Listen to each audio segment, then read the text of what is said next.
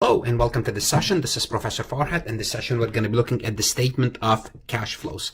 In the prior session, we looked at the balance sheet, and in the prior chapter, we looked at the income statement. It's very important that you have a good understanding of the balance sheet, good understanding of the income statement before you dive into the statement of cash flows, because the statement of cash flows derives its information from those two financial statements primarily.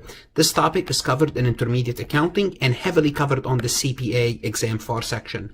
As always, I would like to remind you to connect with me on LinkedIn. If you haven't done so, YouTube is where you would need to subscribe. I have 1,500 plus accounting, auditing, finance, and tax lectures. This is a list of all the courses that I cover, including CPA questions.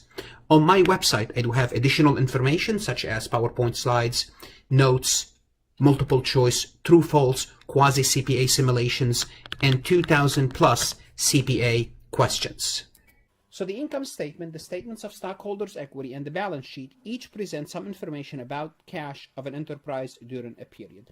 So if we look at the income statement, as well as the statement of stockholders' equity, as well as the balance sheet, they do provide some information about the cash flow of an enterprise. So we need a complete picture about the cash flow. And in chapter, later on, I believe in chapter 23, we're going to look at a more detailed cash flow statement. But it doesn't matter. Once you learn the basics in this session, you'll be good to go. In other words, if you learn the steps, it doesn't matter how many accounts do we have, you'll be good to go. So the statement of cash flow presents a detailed summary. So it's going to show you a summary of all cash inflow, and outflow in a business. So we're going to be looking at the inflow of cash and the outflow of cash, or in other words, the sources and the uses of cash. Simply put, we're going to determine where that cash came from and where did cash go. The inflow, we call them the sources. The outflow, we call them the uses of cash during a period. Okay, the statement of cash flow help assess a very important concept that we need as users of financial statement. The statements of financial statements meets the objective of financial reporting. If you remember from chapter 1, the objective of financial reporting is to help you analyze the company's cash flow. So the cash flow statements help you assess the amount, timing, and uncertainty of future cash, which is the risk of future cash. So that's why it's an extremely important financial statement, and eventually we would look at one whole chapter that deals with the cash flow statement. So what is the purpose of the cash flow statements? Is to provide relevant information about the cash receipts, which are called also inflow or sources, and cash payment, which are called outflow or uses of an enterprise during a period. The statement provide answers to the following questions. Where did cash came from? Where did cash came from? Where was cash used? So what is the source of cash? Again, we're repeating the same information. And what are the uses of cash? And what was the change in the cash balance? If we're looking at the cash balance, what was the beginning balance and what was the ending balance? And we're going to try to explain that change. If you study accounting further, one of the companies that they use as to illustrate the importance of cash flow statements is W.T. Grant. And W.T. Grant was a retailer.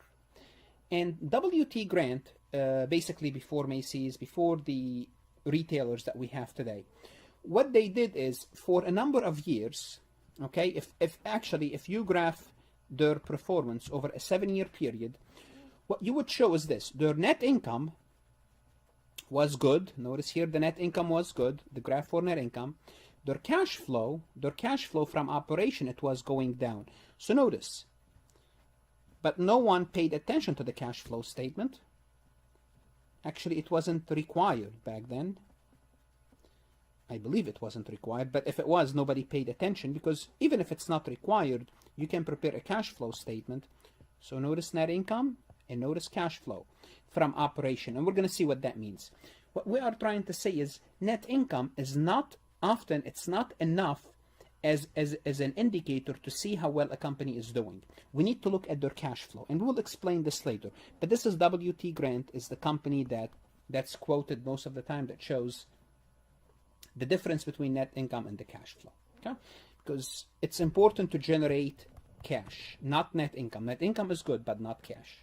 Okay, so the grant experience is a classic case illustrating the importance of cash flow as an early warning signal of financial problem. A more recent retailer, Target, has shown a good profit, but some are concerned a bit too much of its sales has been made on credit rather than cash. So Target might be experiencing the same, but this is again from 2008. Target is in good shape. But once you see that net income is increasing, but cash flow from operating, it's either flat or going down, that's an early signal that the company is not generating enough cash. And the problem with Target is they are selling a lot on credit and they cannot collect. So they're experiencing a lot of bad loans. Okay, so you are selling, and when you sell, you book your income, but when you want to collect your cash, you can't collect your cash. So the cash flow statement is an early signal for such a problem. So let's first identify the three components of the cash flow statement. The three components. One is operating, one is investing, and one is financing. And we will look at each section, explain what goes into each section. Then we're going to prepare a basic. We're going to prepare a really basic. But don't underestimate if you learn the basic, because the steps are the same if it's basic or not basic. It doesn't matter. The steps are the same in how you prepare a cash flow statement. So basically, this is a skeleton of a cash flow statement. You have operating section. It's either you could be bringing cash or consuming cash. You'd have an investing section. You could be bringing cash or consuming cash from this section. And you have a financing section. It could be bringing cash or consuming cash. So let's assume $10 from operating, -6 from investing, and +2 from financing. So 10 minus 6 is 4, +2 is 6. So the increase is 6 in cash. Then you take a look at your beginning cash. Let's assume your beginning cash was 1. Your ending cash should be 7. So this is a skeleton of a cash flow statement. And we're going to prepare a complete one. So what goes under operating, investing, and financing? So when we say operating, what are we looking at from a cash flow perspective? What are we measuring? The operating section of the cash flow statement, it shows the cash effect of the transaction that enters into determination of net income. So basically, really, if you want to look at it, the operating section is taking net income, which uses accrual accounting,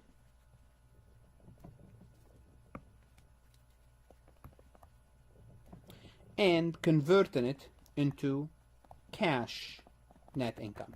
And what do we call cash net income? We call it cash from operating activities. Cash from operating activities. From operating activities. Now, why do we do this? We do this because, well, net income is important. Net income is important. But net income, remember, it uses which method of accounting? It uses if you really think about it, it uses the accrual method. It uses the accrual method. And that's good. And this is what's going to give us net income. But what really matters is, can we convert net income into cash net income? Let's call it cash in quote net income. So cash net income is, could you tell me from operation, did you generate cash? You have inflow of cash overall or uses of cash? So when you operated your business overall, did you bring in more cash than what you spent? And this is what the operating section shows. How well did we do when it comes from operating the business? And it's important that we have a positive. It's important that we have a positive because that's the most important thing in a business. Are we operating at a profit? Not a profit. Are we operating and generating cash when we operate? So this is the operating section. The investing section deals with making and collecting loans. It's when you lend money, then you collect your money. So basically you invest. Why? Because when you lend money, you charge interest. So you basically make it an investment. Or when you acquire or dispose investments. Another thing that we do in investments. So you buy investments or you sell investments. If you buy investments, it's a cash outflow. If you sell your investments that you purposely bought, it's a positive cash flow. And the third item that goes under this section is buying property, plant, and equipment. P, and E. You either buy them or you sell them. If you buy them, it's negative. If you sell them, it's positive. If you sell property, plant, and equipment that you previously acquired. So basically, three different things goes into the investing section. When you lend money, when you lend, not borrow. When you lend, let me clarify here. Not borrow, because it's two different things. Okay, borrowing means you are asking for money. Lending means you are giving out money in form of investment. When you lend money and when you lend money, it's a negative, and when you collect the money, it's positive. And obviously, you're going to collect the interest. Now, the interest that you collect, it's going to be part of your operating. Okay, so the interest is part of operating.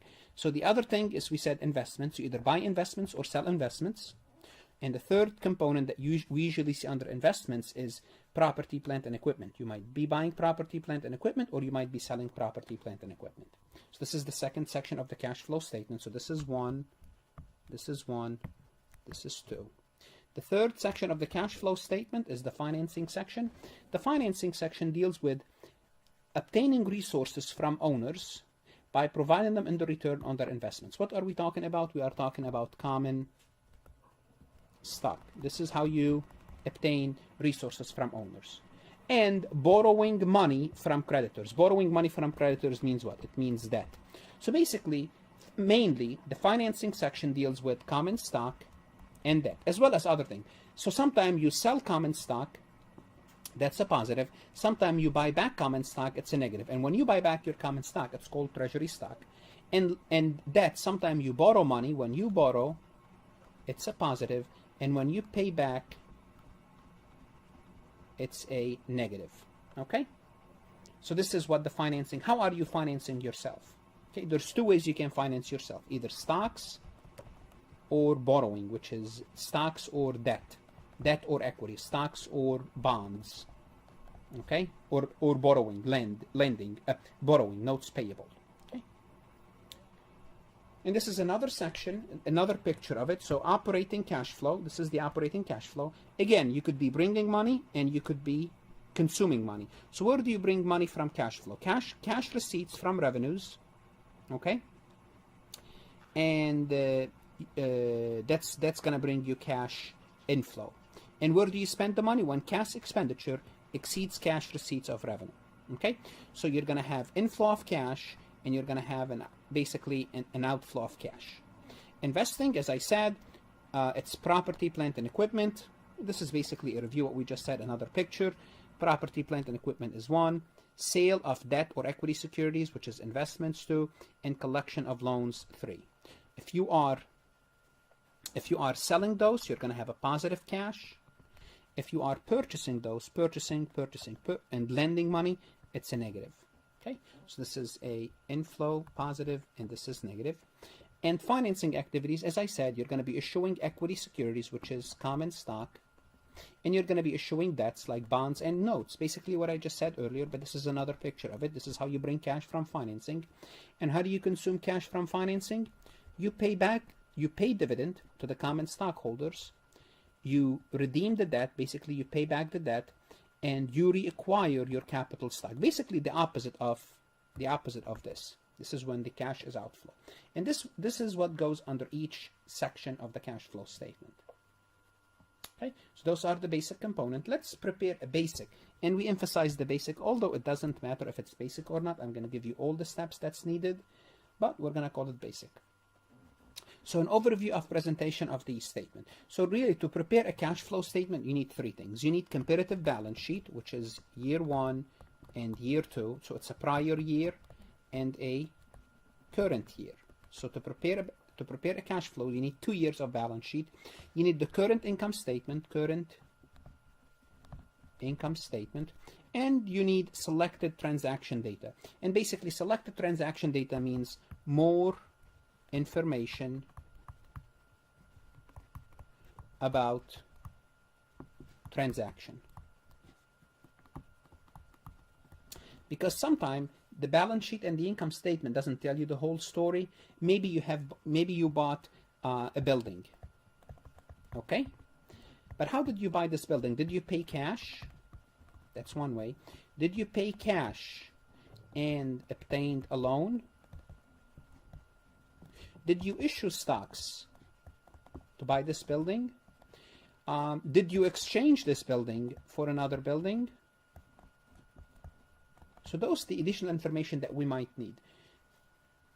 What transpired? Sometimes the balance sheet and the income statement doesn't give us the full picture. And the best way to do this is to basically prepare a basic cash flow statement, On January 1st, 2014, its first year of operation, telemarketing issued 50,000 shares of $1 par value common stock for $50,000 cash. So first they issued, the company started, and when they started, how do you start the company? You issue stocks. So the company issued stocks. So that's kind of, although this is not required, but let's talk about this. What type of cash activity is this? Well, if you issue stocks, remember, this is a financing activity. And this is an inflow of cash. So basically, you brought $50,000 under financing. The company rented its office space, furniture and telecommunication equipment, and performed marketing services throughout the year. So that's, they rented their equipment and they started to operate. In June, the company purchased land for $15,000. Now, how did they, for $15,000, I'm going to assume they paid cash. When we buy a land, what type of activity is this? Well, hopefully we know. When you buy property, plant, and equipment, this is an investing activity, and basically you paid out cash because you purchased the cash. Okay? Illustration 15-9 shows the company's comparative balance sheet at the beginning and at the end of 2014. So this is the balance sheet that we are giving.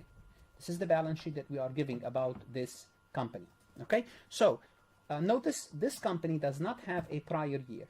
It doesn't mean anything. If it has a prior year or not, it doesn't matter, because we assume the prior year, if it doesn't exist, not we assume they were zero. So you remember we need 2 years of financial data. This is the prior year and this is the current year. There was no prior year. Therefore, notice the prior year are zero. If there are figures, it doesn't matter. If there are figures or not, it doesn't matter. But we need 2 years of data to prepare the cash flow statement. So the first thing you do is you find the difference between the accounts. Okay, you find the difference, and you're going to see why this is important for later. And the first one is cash. And all what we know is cash increased by 31,000. So cash increased by 31,000, and we need to know why. So the whole purpose of the cash flow statement is to explain this increase. We cash increased by 31,000. So obviously it cannot decrease because it was zero from the prior year. So it increased by 31,000. So the first one of the steps that you have to undertake is to find the differences between your accounts. For example, account receivable went from 0 to 41,000. That's a 41,000 increase. Land went from 0 to 15,000. Accounts payable went from 0 to 12,000. Common stocks went from 0 to 50. Retained earning went from 0 to 25. And what we did is we showed the increases. Just on the side, we wrote down the increases. Why is this important? This is important for later. For later means very shortly. So this is the comparative balance sheet. Then we're going to look at the income statement. On the income statement, they generated revenues of 172,000. They incurred operating expenses of 120. Income before taxes is 52. Income tax is 13. And this is net income. Dividend for the year were 14,000 they paid for the year. So they're also giving us how much dividend we paid for this company. Okay, so the first thing you do is you prepare the first thing is you determine the net cash provided or used from operating activities. And remember, operating activities is what? It's basically taking net income, which is accrual,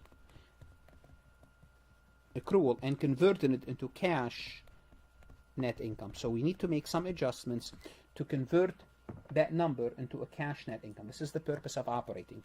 Then we need to determine the cash provided or used from investing activities and financing activities. Then determine the change in increase or decrease in cash. We already know cash went up. We have the answer for this of 31,000. Then reconcile the change with the beginning balance. The beginning balance happens to be 0. So 31 plus 0, it's going to give us 31,000. But the point is to determine how did we come up with this 31,000? Okay, it has to do with operating, investing, and financing. It has to do with operating, investing, and financing. And by preparing the simple cash flow statement, we are going to find out what actually transpired. So what I'm going to do before we start, I'm going to give you the steps for preparing a cash flow statement, starting with basically the operating section. So what are the steps? And using the indirect method, because you would see later we have the indirect method as well as the direct method. All we're going to be concerned with is for this chapter is the indirect method. Eventually, once we get to the cash flow statement chapter, you will take this at the end of the course in intermediate accounting toward chapter 22, 23. You will have the direct method. So basically, for the indirect method, I'm going to give you the steps that I say. Step 1, you start with net income. And after net income is given to you, if it's not given, you have to figure it out. Step 2, analyze current assets. And let's just Google current assets and analyze current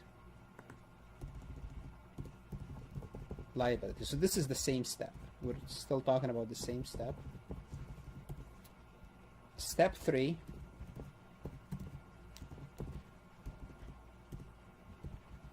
add non-cash expenses such as depreciation, amortization, and bad debt. Okay. Step 4,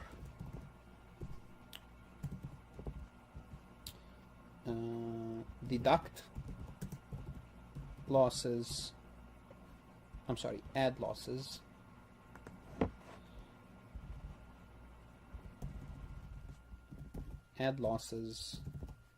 deduct gains if you have any losses or any gains. So those are the steps that we need to undertake. Now we're not going to go through, maybe you're not going to use every one of them, but those are the complete steps that you need to do to prepare a cash flows operating section. So here we go. We are starting. We have the comparative balance sheet. We have the income statement. So step 1 is net income. Okay, net income is given to us, 39,000. Pretty straightforward. The next thing we're going to do, we are going to analyze current assets and current liabilities. And this is very basic example, as basic as it gets. Here's what we are saying. We are saying account receivable went from 0 to 41. What does that mean? It means if you look at an account receivable T account,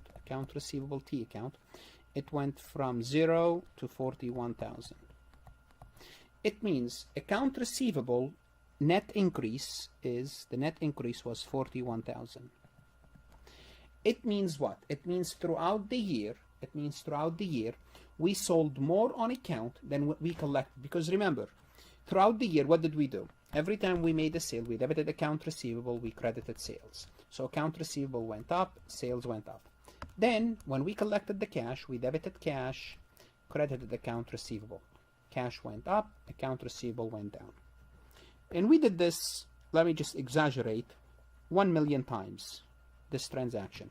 Debit account receivable, credit account receivable. Debit account receivable, credit account receivable 1 million times. It doesn't matter how many times we did it. Overall, the account receivable increased by 41,000. It means what? It means we sold more on account,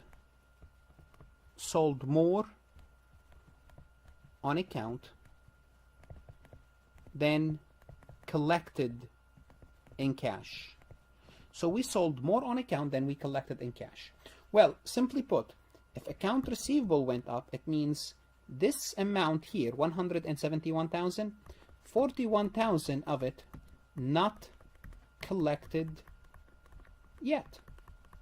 Well, if I'm taking my net income and converting it into cash, well, if I did not collect it yet, it means I need to deduct that increase in cash, because if I did not deduct it yet, if I did not collect it yet, it means it's not cash. It means there are 41,000 of accrual net income.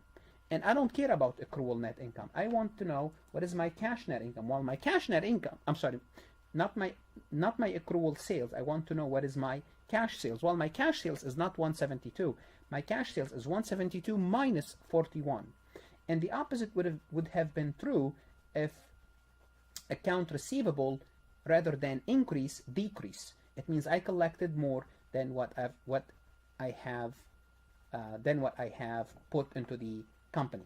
So hopefully we can see this. Okay, this means I need to deduct 41,000 as a result of the increase in my account receivable.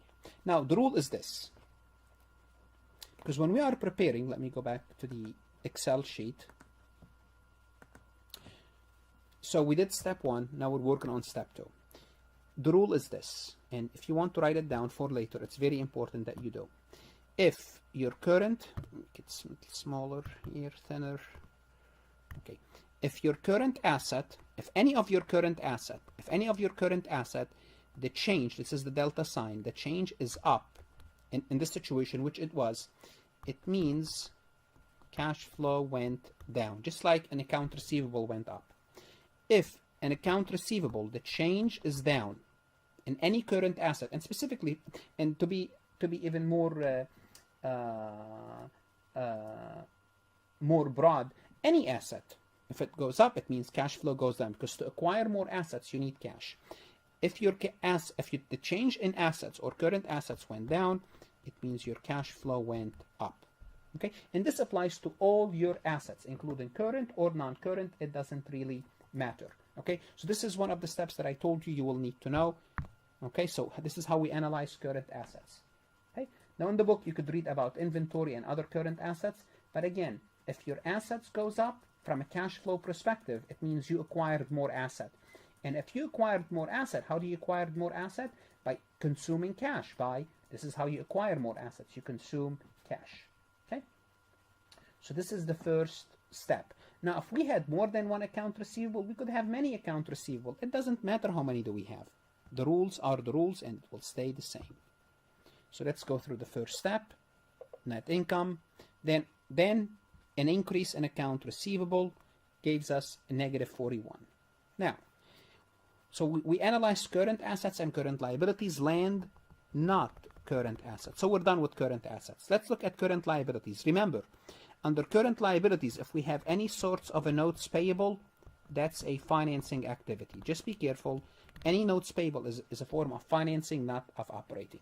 We're going to analyze accounts payable. Accounts payable went from 0 to 12,000.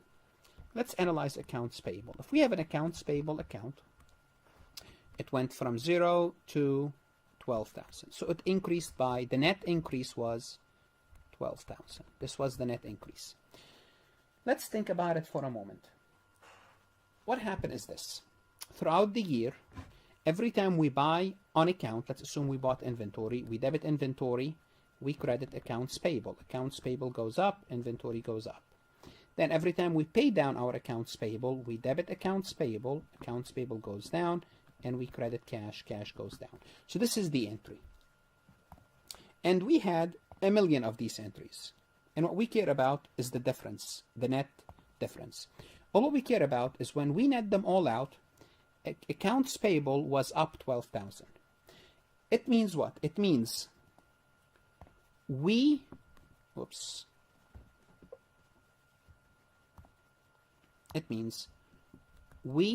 purchased more on account than we paid off. So overall, we purchased more on account. If we purchased more on account, it means we used less cash to operate. It means any increase in a liability, it means a positive cash flow for me. Therefore, it was an increase. Therefore, it's a positive cash. Okay, let's go to the Excel sheet and put the rules there. If I go back here, And when I analyze my current assets, I'm sorry, when I analyze my current liabilities, what do? I say, well, if the change is an increase from my cash flow perspective, that's good. It means I'm using other people's money to operate. I'm borrowing money to operate. I'm using other people's credit to operate. If the change in the liability is a decrease, current liability or any liability, it means my cash flow is going down. If you think about it, how do you bring down your liabilities? You have to pay them off. You have to pay them off. And what I showed you here is extremely important. You could have a bunch of current liabilities and current assets. It doesn't matter. The rules always stay the same. And for this cash flow statement, they're only giving us a very small section. So they're only giving us one receivable and one payable, and the beginning balance was 0. It doesn't matter what it was. We just have to find the change. You can figure out, the difference between two figures. It doesn't matter. Okay? And this is it. As far as we're concerned, as we said, this is as basic as it gets. What we did is we looked at net income and converted net income into cash flow net income. And basically, this is not very good. Not very good. But again, this is the first year, and at least we still have some cash coming from operating. But this is not good. Why? Because notice, if you really think about it, most of the sales that we generated, a lot of the sales is on account. Okay, so what happened is we are not collecting our money. This is what this tells us. Okay, it means, okay, you have a net income, but it seems the company finding hard time collecting their money because they did not generate a positive cash flow as much as they should have from operating. But really, this is not a good, we cannot make a judgment because this is year one, and we don't know what business they are in. We don't know what the state of the economy, but this is just an observation from my end. Okay, so this is the operating section. So this is how you prepare the operating section. It's right here. And remember, the cash flow statement, it's for year ended. It's for a period in time. Okay. The second section we're going to look at is investing section. When you're looking at the investing section, it doesn't matter how big is the balance sheet. You always look at the long-term asset. Long-term assets, or sometimes they are called non-current assets. And non-current assets would include your investments and would include your PP&E, property, plant, and equipment. So you analyze your property, plant, and equipment. And for this example, basically we have one property, plant, and equipment, and that's land. It went from 0 to 15. Remember, if an asset goes up, it means cash flow goes down. And what I mean asset is any asset except cash, obviously. So here it seems we consumed cash to purchase the land. Therefore, this is the investing section, and we only have one activity. We purchase the land. It's negative 15, negative 15. When we're preparing the financing section of the cash flow statement, when we're preparing the cash flow section, all what we looked at is the section that we analyze are liabilities and equities. And we don't have any debt for this company. We have accounts payable, but that's not notes payable. That's not financing. So we only have to analyze those two accounts. But if we have any notes payable, either short-term or long-term, it doesn't matter. If we had any bonds, okay, those are forms of debt. Here we don't have anything. We issued stocks. It went from 0 to 50,000, so that's an issuance of cash flow, positive 50,000. And the other thing that we are told is we paid dividend of 14,000. We paid dividend. That's another form of financing. That's a negative because we paid out the dividend. And overall, we had net cash provided by financing. So we financed the company by obtaining more cash, by money giving from us, from the investors. So this is where the really money came from for this company. Okay, not from the profit, it's from the investors. And what do we do next after we have all three sections, which is positive 10, negative 15, positive 36? We find the difference between those two, and it should be positive 31. And I told you, we already know it's a positive 31. But all what I know about this company, it's definitely, it's starting up, because all what I'm seeing here is they are generating cash. The increase in cash is mainly due to investors contributing money to the company. So this is pretty much a fairly new company, early on at its stage. And the beginning cash was 0, therefore the ending cash is 31, and hopefully this number reconcile with this number, and if it's reconciled, it's good. It means we prepared the correct cash flow statement. Again, this is very basic. Obviously, we're going to be working a more advanced one either in class, and especially when we get to chapter 23, you're going to see a much more advanced calculation. Now you might be saying, so what are all the other steps for the one that I put in here for you? Well, we already finished step 1 and step 2. Step 3, if you had any non-cash expenses such as depreciation, amortization, or sometime bad debt expense, those are non-cash expenses. What do we mean by non-cash? It means you debited an expense and you credited something like, if we're dealing with depreciation expense, you credited accumulated depreciation, okay? Or if you debited bad debt expense, you credited allowance for bad debt, okay? It means what? It means you debited an expense, but you did not credit cash. Those are called non-cash expenses. And non-cash expenses, what did they do? They reduced your net income. But did not use cash. Why? Because you did not credit cash. Therefore, what we need to do, because we are converting from net income to cash net income, remember cash in quote, cash net income in quote, the whole thing in quote, because we are converting net income to cash net income. So any expense that wasn't really a cash expense, we just basically have to add it back. Okay, so this is step 1, step 2, and step 3. Let me erase this. And step 4. Step 4 is add losses and deduct gains. And this is counterintuitive. Hold on a second. Why am I adding losses? Did I make an error? No, I did not make an error. I add the losses. And where the losses came from? Let's think about it. Let's assume you bought a land. I'll give you a simple example. For 15,000. Let's not use 15,000. Let's assume you bought a land for 75,000. Okay, you bought land for 75,000 and you paid cash. This is when you bought the land. And you paid cash 75. Okay, very good.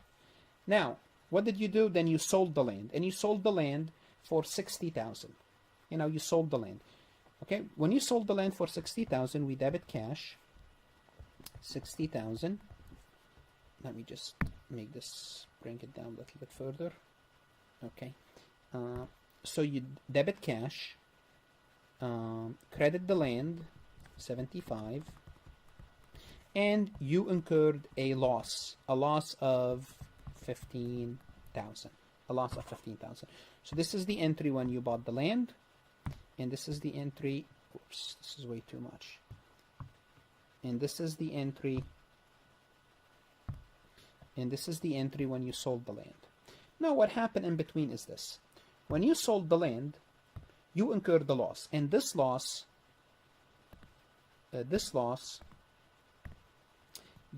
here goes on the income statement. And this loss here reduces your net income by 15,000. But there was no reduction in cash. So you reduced your net income by 15,000, but you did not reduce your cash. Therefore, what do we do with any losses? When we are making the adjustments, we add the losses. And this is all part of the operating section. And the logic would work the same. Now you might be saying, hold on, so we did receive cash, 60,000. Where did this cash goes?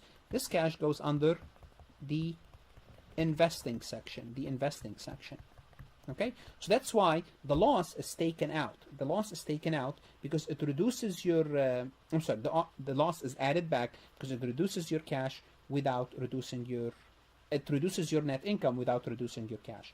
And the actual cash that we received, the whole thing goes under investing. And the gain will be the same. Let's assume we sold this land for 100,000. So if we sold this land for 100,000, we debit cash 100,000.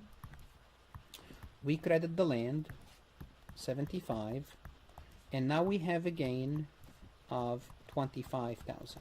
So what happened to this gain? This gain increased our net income. So this gain, what happened to the gain? It goes on the income statement, and it increased net income by 25,000.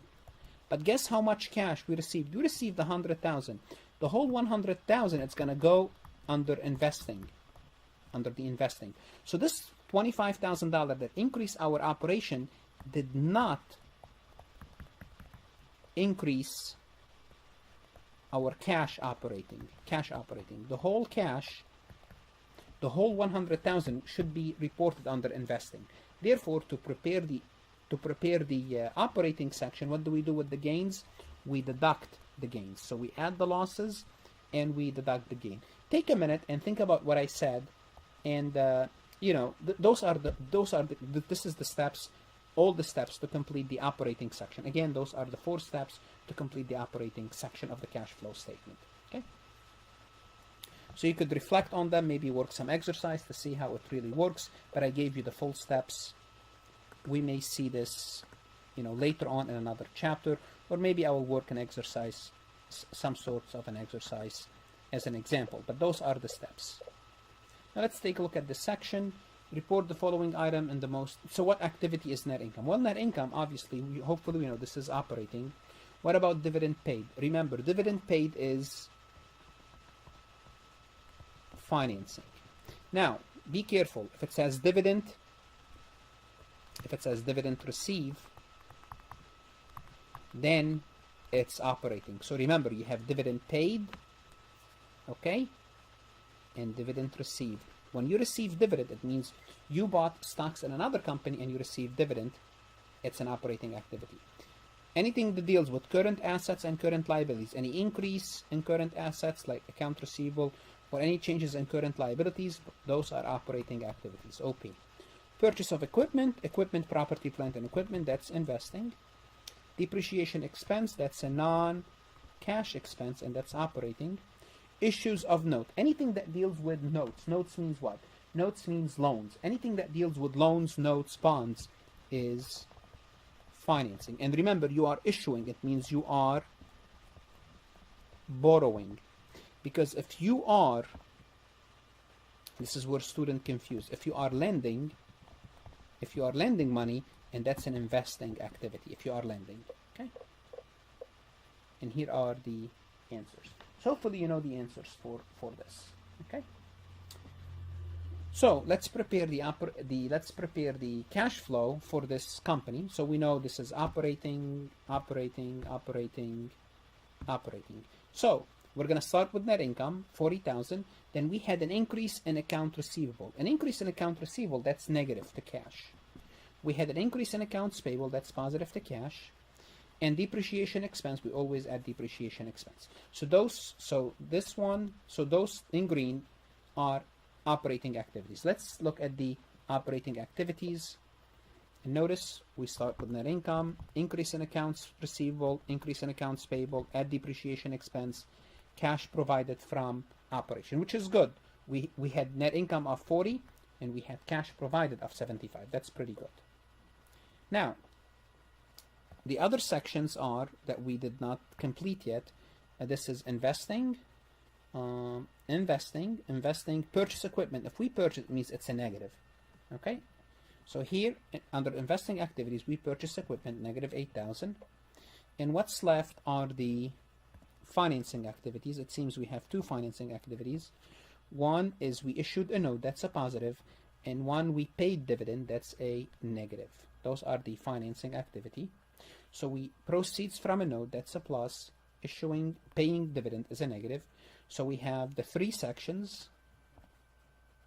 We have now operating, investing, and financing. We net them out, and when we net them out, we come up with 82,000. So the change in cash was an increase of 82,000. Now what we do, we need to add this to the beginning cash.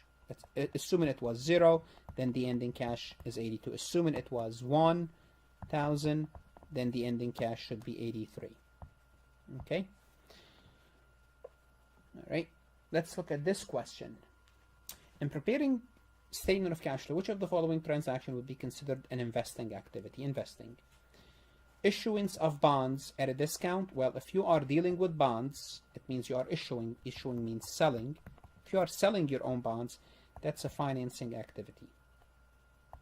So that's out.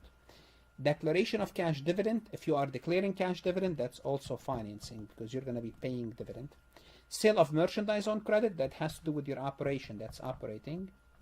And by the process of default, the sale of equipment at book value is an investing section. Now also what happened is sometimes we're going to have significant non-cash activities. Significant non-cash activities, it means we're going to have certain activities that do not involve cash. In other words, we have transactions, but those transactions, they affect the company, but they do not involve cash. They are non-cash. They involve other things than cash. So significant financing and investing activities that affect cash are reported either on a separate schedule or at the bottom of the cash flow statements or in the note. So if you have any of these activities that are considered non-cash, you have to report them separately. What are some examples of those non-cash activities? The issuance of common stock to buy an asset. So what did you do? You bought an asset, but you credited common stock. So you bought a building, so you debit the building, but you credited common stock. You gave the buyer common stock. Let's assume a building for 10,000 or for 10 million. It doesn't matter. Okay? You converted bonds into common stock. So you had a bond, but you paid it off. But when you paid it off, we debit the bond and we credited common stock. So notice, no cash is involved. Issuance of debt to purchase an asset. So basically you bought an asset, land. You debit land, and how did you buy the land? You credited notes payable. You did not use cash. Those are non-cash activities. Exchange on long-lived asset. Well, you debit an asset, asset 1, and you credit asset 2. So you give them one asset, you gave them asset 2, and you debit asset 1. So you exchange one asset into another asset. So simply put, you debited a truck, you bought a truck, but in return you gave an old truck. So you did a trade. Okay? Those are all examples of non-cash investing and financing. So it dealt with investing and financing the company, but you did not consume cash. So you need to disclose those activities. And this is a complete cash flow statement. So for this company, Nestor company, notice here they start with net income. They added the non-cash expenses. Notice here they subtract, this is a gain, they subtracted the gain. There was no losses. And where is this information coming from? It's coming from the income statement. There was an increase in account receivable. An increase in account receivable is a negative to cash. A decrease in inventory. Inventory is a current asset. When asset goes down, cash goes up. A decrease in accounts payable. If accounts payable goes down, that's a negative. All in all, we had 320,750 plus 91,000. We had cash provided. So from an operating perspective, we did good. Cash provided. Then we had three activities from investing. We sold the plant asset for $90,500. We purchased an equipment for $182,500, and we purchased the land for $70,000. Overall, we spent cash on investing $162,000. Okay, we spent cash on investing. Operating brought in cash. Those are the the two main activities. And from financing, we paid a dividend, which is a negative cash. We issued stocks, which is a positive. And the redemption of a bond, we paid off the bond, that's negative. That's a positive overall. So we'll take positive, negative, positive will give us overall a positive. We'll take the increase plus the beginning cash of the year, gives us the ending cash of the year. And also, we purchased equipment through the issuance of bond. We disclose this non-cash activity. And I want to see if this example, illustration 5-23 in your textbook. Just give me one moment, please, as I try to do this real quick. Let me try. If that's the case, I can refer you to it because this is it says it's referencing your textbook. So if that's the case, I went through the answer, but I would want you to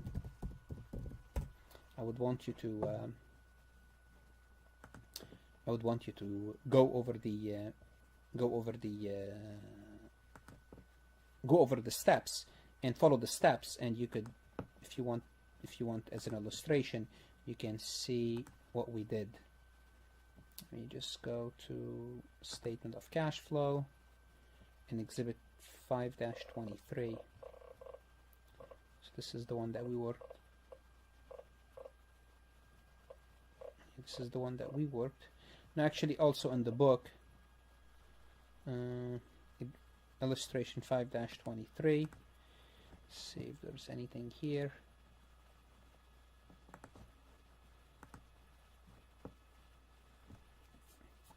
No, that's all. They give you a complete one. They don't give you the data how they came up with it. Just gave you a complete one. Okay, at least it was worth trying. Okay, this is the so this is a complete cash flow statement. I'm sure we'll work few ones in the homework as well as in class. The last thing is understand the usefulness of the cash flow statements. What use do we have of the cash flow statements? The first thing we need to know, without cash, a company cannot survive. But as you notice, sometimes company can bring cash from financing to survive.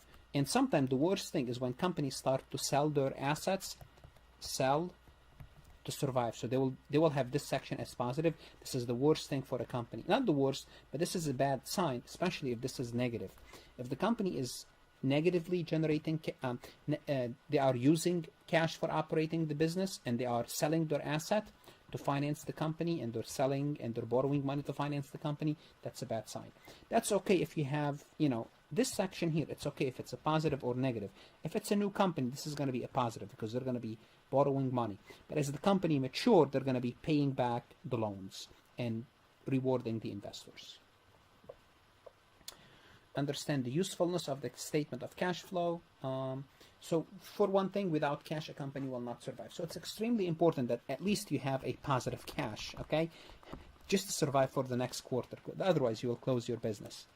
Okay, cash flow from operations. So this is where you really want to have the cash flow. You want the cash coming from what you do for a business. Because here's why. All your problems are solved if you can bring cash from operating the business. Why? Because if you can show investors that you are operating a good business and you are generating cash, no problem at all.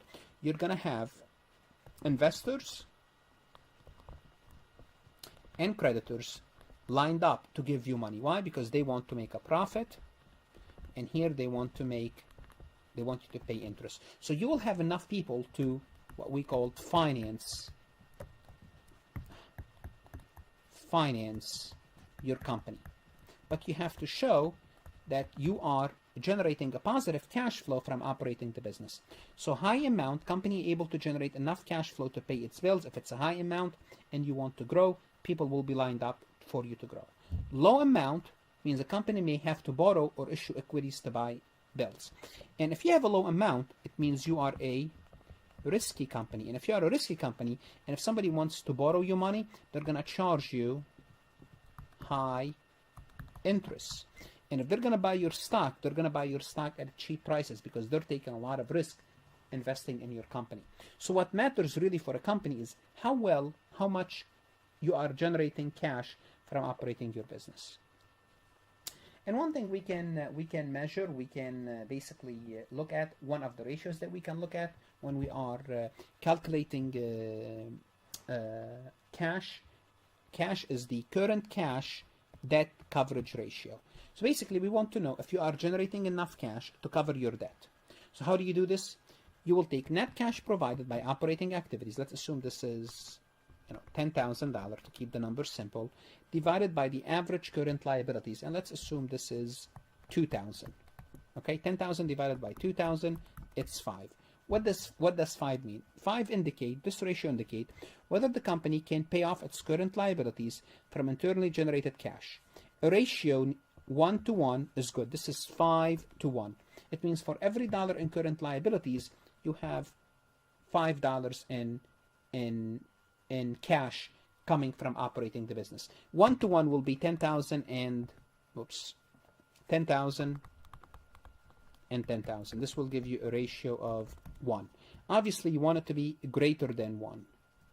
Greater than. So any number greater than 1 means good. It means you are bringing enough cash from operating the business. I'm sorry. This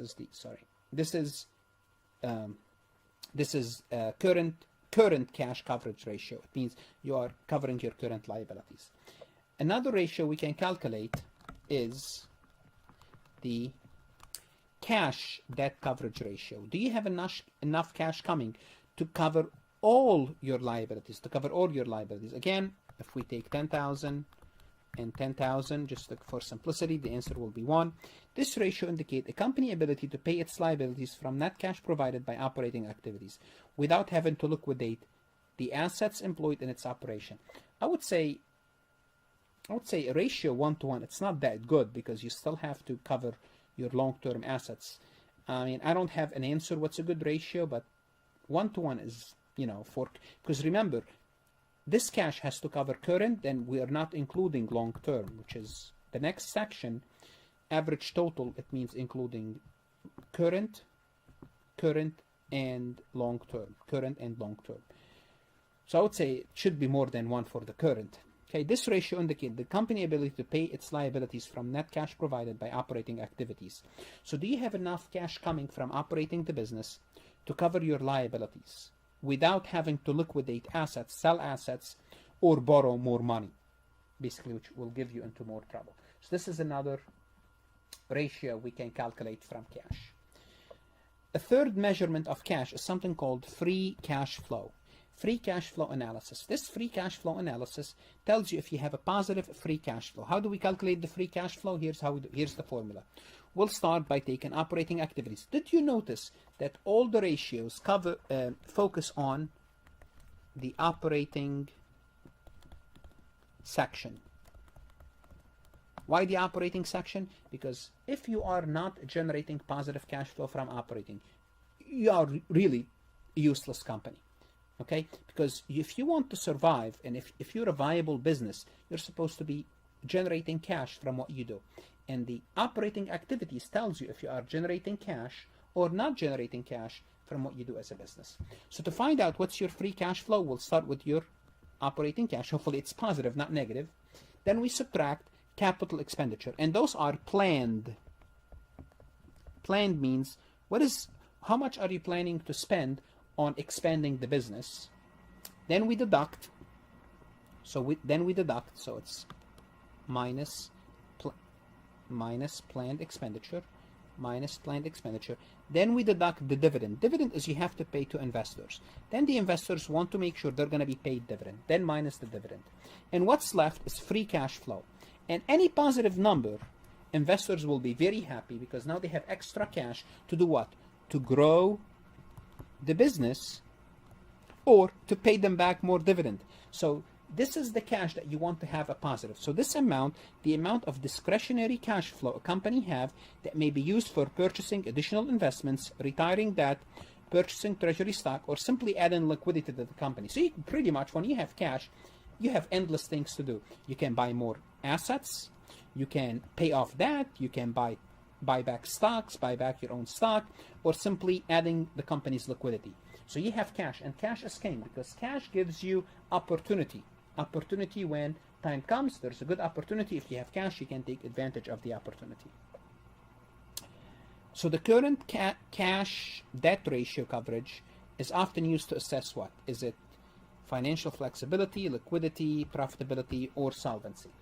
And when we talk about current deals with liquidity. Are we enough liquid in the short term? Liquidity. Now, the other ratio that we talked about is the overall debt coverage ratio. Oops, sorry. This is the current. This ratio here, cash debt coverage, this cover all the debt. This deals with how flexible are we? How flexible are we? Because the more coverage we have, the better off we are because we have flexibility. When you don't have that as a company or as an individual for that matter, the less that you have, the more financial flexibility you have. If you have any questions, any comments about this topic, please let me know. In the next session, I'm going to look at the supplemental disclosure. Once again, I'm going to invite you to visit my website where you can practice exercises about the topic that you just viewed.